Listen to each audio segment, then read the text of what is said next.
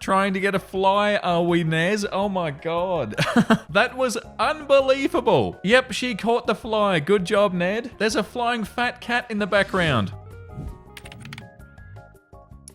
Today, I f***ed up by stealing more McDonald's caramel sauce than any one person could consume in a dozen lifetimes. So when I was a teen, not today, I used to live not far from a McDonald's. I was on the high school swim team and practices were held at the horrible hour of 5 a.m. My parents were less than enthusiastic about dropping me off that early, so I had to get up at 4 a.m. just to bike there. Cutting through a gap in the fence of the McDonald's store's parking lot saved me a couple of blocks. So I'd force my bike through the hedge and go on my sad, lonely way. There were several days where I'd see huge stacks of buns and other stuff outside the store side entrance. I don't know if there was some kind of drop-offs from trucks or daily delivery or whatever. I suppose, although I never checked, that the delivery was only for non-perishables. There must have been some other arrangement for stuff like meat and eggs and produce. The timing was odd, but maybe the truck had an early route and that was the first store. Hard to say. For reasons that are going to become obvious, I never asked anybody. One day, I noticed the stack of supply pallets had a bunch of number 10 cans on them. When I got closer, I saw the label identifying them as the gooey caramel sauce that McDonald's used for their sundaes. I liked that stuff. It was awesome. It being just after 4 in the morning, my brain wasn't working all that well, so I decided that I'd take one of them with me to school and me and my teammates would eat it with a spoon. Best day ever. But then I thought, what if we eat all of the syrup? That'd leave none for me when I had ice cream at home. Who was I to deny my family their share of tasty caramel sundaes?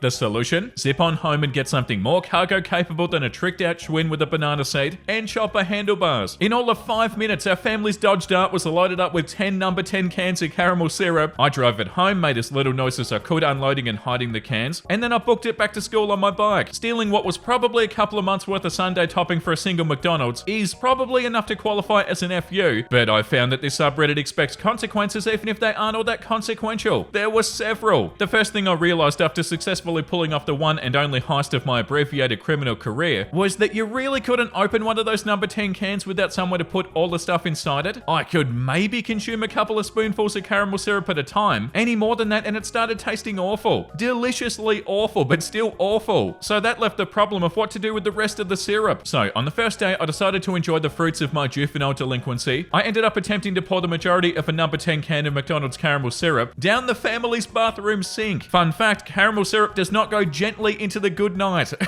It clogged up the sink almost immediately, leaving me in the one bathroom in our tiny single family abode with a mainly full number 10 can of thick vanilla flavored goodness, a sink filled about 1/3 of the way up with the rest of it, and a growing line of siblings pounding on the door clamoring to get in so they can pee. Running hot water into the sink only helped a tiny bit. Even the plunger had no effect. In desperation, I used my cupped hands to transfer as much of the syrup and brownish sweet water from the sink to the toilet, flushing as often as the tank would fill up. The sink mainly emptied, I then attempted to clean up, but we kept cleaning supplies in the linen closet outside of the bathroom, so all I had on hand were towels and toilet paper. I didn't dare try to use the towels, my mum would have killed me. So I tried using the toilet paper, which is when I learnt that caramel syrup sticks to counters, toilet seats, and walls and floors much harder than it sticks to toilet paper. All I was really able to do was add a layer of charm into the mess on every surface between the sink and the toilet. Finally faced with a here's Johnny moment from a pair of angry siblings, I opened the door. My older brother took one look at the place and said, "Holy what were you doing in here? Did you in the sink?" Which, to be fair, was a reasonable first impression for somebody seeing brown smears all over the sink and the counter and the toilet seat, which led me to my real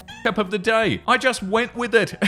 Somehow it made more sense at the time to confess to blowing out the sink's pipes with an enormous load of feces than to admit that I'd stolen a giant can of McDonald's caramel syrup. Value judgments were not my forte at the time. I don't remember what lame excuse I made. Yeah, the toilet was clogged, so I didn't have any choice, I probably said. And then I grabbed some Formula 409 out of the linen closet and then started spraying it everywhere despite my brother's increasingly agitated pee-pee dances. Never the brightest bulbs in the shed. They both accepted my lame explanation, perhaps satisfied with an admission of guilt and the potential for giving me a hard time about in the sink, which they did for many decades, often and with great enthusiasm. And so I became that one weird cousin who craps in the sink. Don't let OP use your bathroom, he'll crap in your sink, they'd say, whenever we visited the aunts and uncles. Of course, I'd be helpless to defend myself, me saying it was really just a lot of caramel syrup would have demanded too much awkward explanation. And there was a third less impactful consequence. When I bragged about my haul to my closest fellow teenage reprobates, one of them made the astute observation that those number 10 cans were probably super expensive. I forget the math, but we concluded that I committed the equivalent of a Grand Theft Auto in McDonald's caramel syrup. So instead of getting to enjoy the fruits of my labor, we ended up opening just one more can, each spooning out enough to make us physically ill, and then dumping out the rest in the woods. Somewhere there's a dynasty of ants worshipping the divine provider that poured the manna from heaven, that fed their colony for untold generations.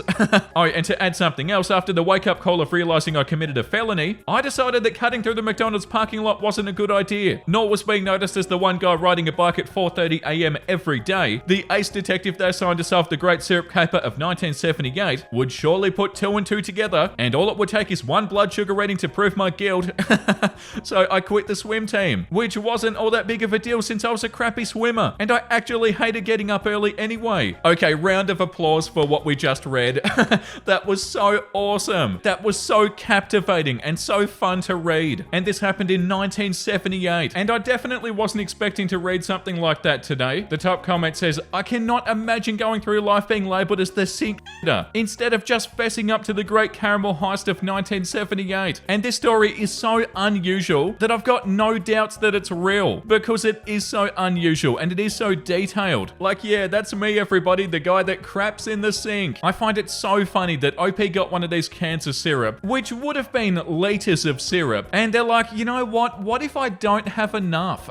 I definitely need to take 10 cans of this stuff. Like, I'm probably never going to come across something like this ever again. I need to get as much as I can. And also the fact that saying that you crapped in the sink is so much worse than saying what was actually happening. Like, if you explained the situation, that would have been so much better. But for whatever reason, going along with it seemed like the better option. That is so funny and such a good way to start the episode today. Before we start the next story, which is an Am I the Yay-Hole post, I feel like we need a little bit of a kitty cat break. I've got Jin here. He's so sleepy and so beautiful. He just woke up from a nap, which is what he does all the time. Look at this beautiful tail. Oh my God. He didn't even really mind being picked up then. I'll go see what Ness is up to. She is so cute. The cats are like really wiped out today because it's a super hot day today. And they've been sleeping even more than usual, which is normally like 20 out of 24 hours of the day. Okay, it's Am I the Yay-Hole time? Am I the Yay-Hole for refusing to let my mother-in-law redecorate our nursery? So I, 26 female, am currently 32 weeks pregnant with mine and my husband Felix's 27 male first child. Things have been going well, and one of the great things is that Felix is a builder, and so everything with the nursery went pretty smooth and pretty fast. We agreed at the start what kind of vibe we wanted to go with, and it's pretty much already done. I figured that we'd get it sorted as soon as possible so it wasn't something to worry about later. My mother-in-law's always been a bit of a nightmare, but has been better since the news that I'm pregnant, though not without issue. For example, she told me that I should lose some weight and that it wasn't healthy for me or the baby. She knows I used to struggle with anorexia, and I'm not any sort of unhealthy weight. In the past, I've kept my mouth shut and let Felix deal with her. As the nursery's almost been completed, she suddenly decided to invite herself around more. I work from home currently, and she comes in on the regular, asks me when I'm gonna have lunch, and oh, could you just pop me something in too? And will then wander into the nursery and start rearranging things. What? I know this sounds stupid, but one time she literally bought an IKEA bag full of stuff that she put in there. It doesn't match. I've never said anything beyond, oh, thanks so much for the thought. Yesterday when she came around uninvited, she looked me up and down and said, really? Joggers? Thank God Felix isn't here. What? Oh my God. They sound awful and you need to stand up to them. And then walked into the nursery and started asking me where the pillow that she'd put in the crib had gone. Why I'd taken out the fairy lights hanging on the wall right by it. I explained that they were potential safety hazards to our future baby and that I'd taken them out. She started with, oh, well, I've had 3 children and I really think you should take more of my advice, and then looked me in the eyes and said, you're really not going to be a good mother at this rate? I don't know if it was the pregnancy hormones, but I just stared at her for a moment and then I told her to get out of the house. No, I don't feel like that's pregnancy hormones, OP. You've got an awful mother-in-law. Anybody would have reacted the same way that you did. If I were in your shoes, I wouldn't have even let her put stuff in there in the first place. I'd been up all night and I had loads loads of work and I wasn't in the mood. She got very uptight about it. Yeah, I'm sure she did. And then she left. Felix says that he's going to talk to her and tell her that she shouldn't be reorganizing anything without our permission. But I don't know if it was just the hormones and I'm being unreasonable. Am I the a-hole? No, you're not the a-hole, OP. Your mother-in-law sounds so frustrating and overstepping and downright rude. Really, joggers? Oh, it's a good thing Felix isn't here. And then straight up telling you to lose weight. OP, she sucks. This comment says not the a-hole. Felix needs to put down a lot more boundaries. No more popping by when he isn't around. She has to ask him to come over and can only do so when he says yes and he's there. No more talking about your health or your weight ever. No redecorating or moving anything in your house. I'm sure there needs to be more. This is to get you started with him. He needs to protect you and your child. Yeah, 1,000,000%. I feel like if anything, OP, you sort of underreacted. Like with somebody like your mother-in-law that's super defensive and super rude. I don't know how it's going to go down, but like that comment said, there needs to be boundaries now. She can get upset, she can complain, whatever, but it doesn't change anything. There has to be rules, there has to be boundaries here. Like by the sounds of it, the mother-in-law is an a-hole, and a huge a-hole, saying that you need to lose weight, commenting on what you wear, as if your partner's gonna care. You're not being unreasonable even a little bit. Like this comment says too, not the a-hole, and stop answering the door and letting her in if you're working from home. Just because somebody knocks on the door, it doesn't mean you have to answer it. Yeah, you need to not feel obligated to do anything here, OP. Do not let this mother-in-law walk all over you because I'm sure she'd love to. Your husband needs to put some boundaries in ASAP. Like even from reading this short post, you can tell how insufferable the mother-in-law is. You are so not being unreasonable, OP. Yeah, if anything, underreacting. Okay, moving on. Am I the a-hole for asking my parents what they've done for me and not for my brother? I, 17 male, have a younger brother, 15 male, who has a number of serious disabilities from birth. He suffered brain damage at birth, has a missing kidney, has digestive issues that means he eats through a feeding tube, he cannot walk and can only make sounds instead of talking. My parents' time and attention has to be focused on him more than for me. For the first few years after he was born, I spent a lot of time with my grandpa who raised me from the age of 2 until I was about 7, and then I was seen as old enough to be home after school and I could make my own food and clean up after myself and not really need any supervision. Grandpa was willing and had offered to keep taking me after school, but my parents said that he didn't need to and that he deserved to live his life. I never get one-on-one time with my parents. They couldn't afford field trips and they never took the time to apply for the school field trip fund, so Grandpa picked up the slack there. He paid into my school lunch account so I didn't have to make my own lunch. Grandpa was the person who'd pick me up from school if I was sick. He'd stay and take care of me at home since whichever parent would be at home would really just say to go to bed or to lay on the couch and relax, and there was no caring for me or taking care of sick little me. When I was 11, I got picked for this junior programmers contest through our school district, but my parents said that they couldn't take the time for it, so they refused to sign off, and since Grandma couldn't, even though he offered to take me, I missed out. When my laptop broke in October 2020, it was Grandpa who replaced it for me so I could,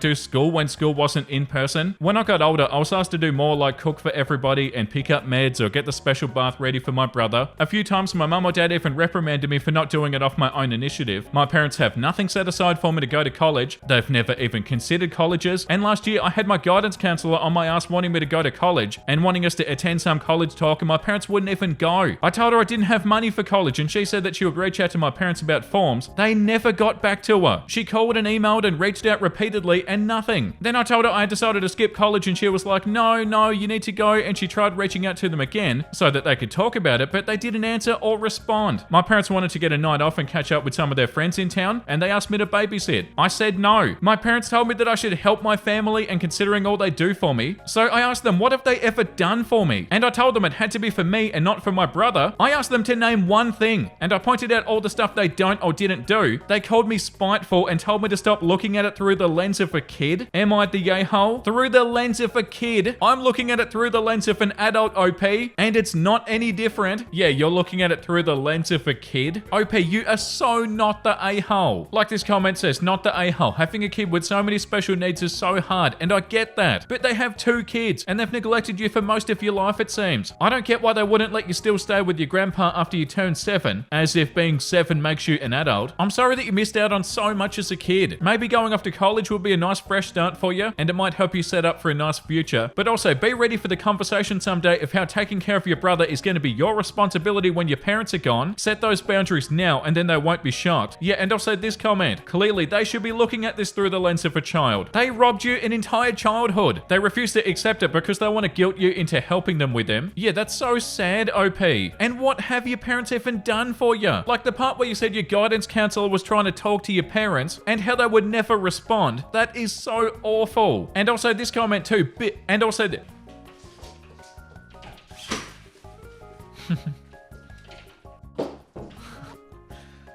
trying to get a fly, are we, Nez? Oh my god.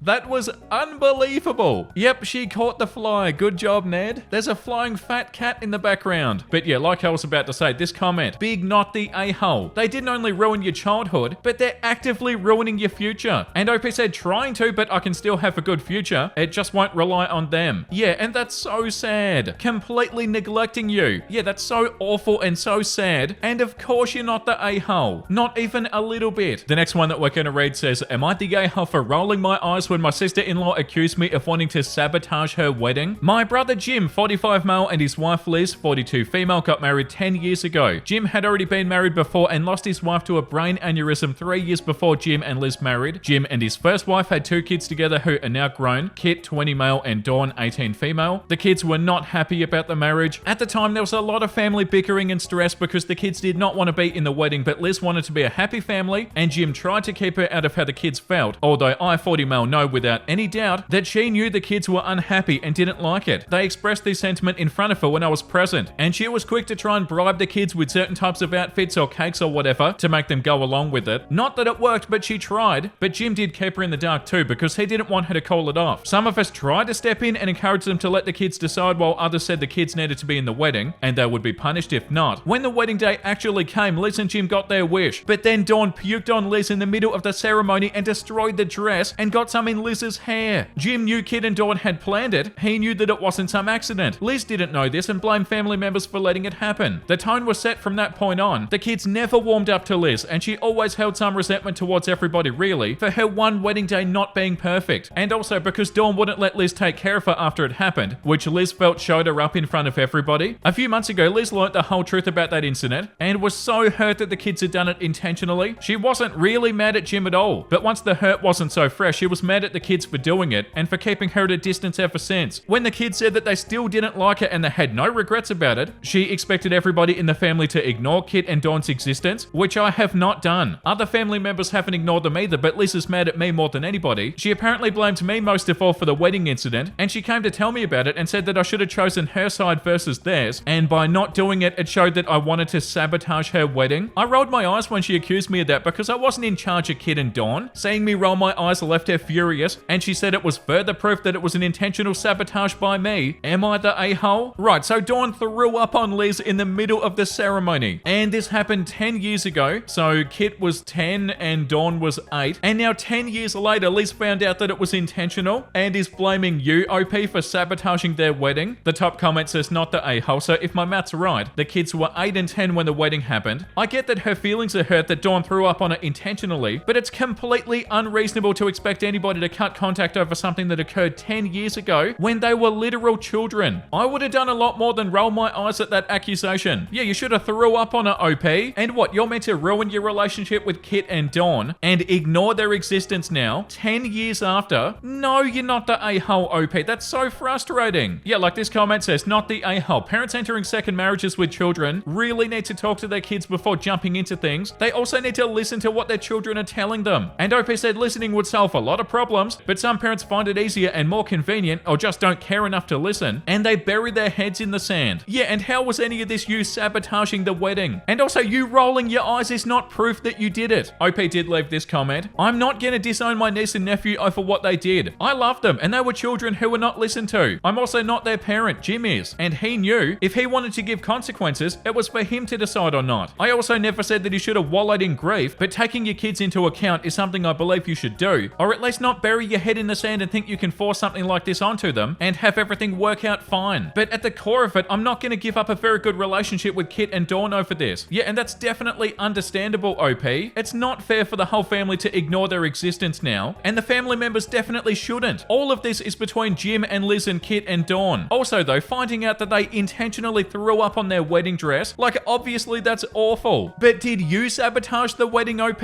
No. Yeah, I don't know. This one is such a mess. There's a-hole behavior from Jim. There's a-hole behavior here from Liz. Obviously, a-hole behavior from Dawn, throwing up on their wedding dress. But the main question of the post, did you sabotage the wedding? No, you didn't sabotage the wedding, OP.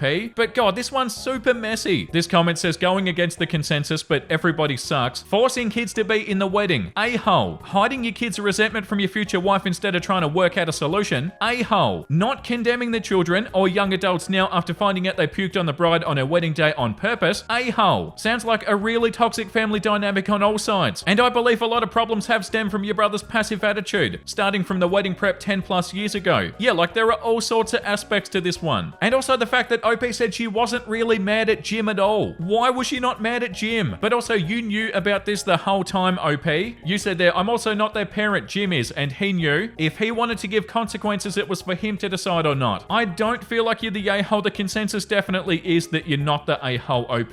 But yeah, this one is definitely a bit of a mess. Liz and Jim were the ones who didn't listen to the kids and forced them into the wedding that they didn't want to be in. Okay, the next one says, am I the a-hole for snapping at my girlfriend? I, 32 male, was driving with my 32 female girlfriend next to me. While driving on the motorway, she said that she was desperate for the toilet and asked if I could pull over at the next available stop where they have a toilet. I said that's fine, and a few minutes after, I saw a petrol station that I knew had a public toilet. It was raining heavy, so her being her, she wanted me to go open the toilet door first so she could run in without stopping. Anyway, I got to the toilet and I saw a maintenance sign, so I went back into the car and said toilet's out of use, so we'll go to the McDonald's. She then said, oh, why can't I use it? I said, it's got a sign that says out of use. She said, so I can't just go in and use it. I said, no.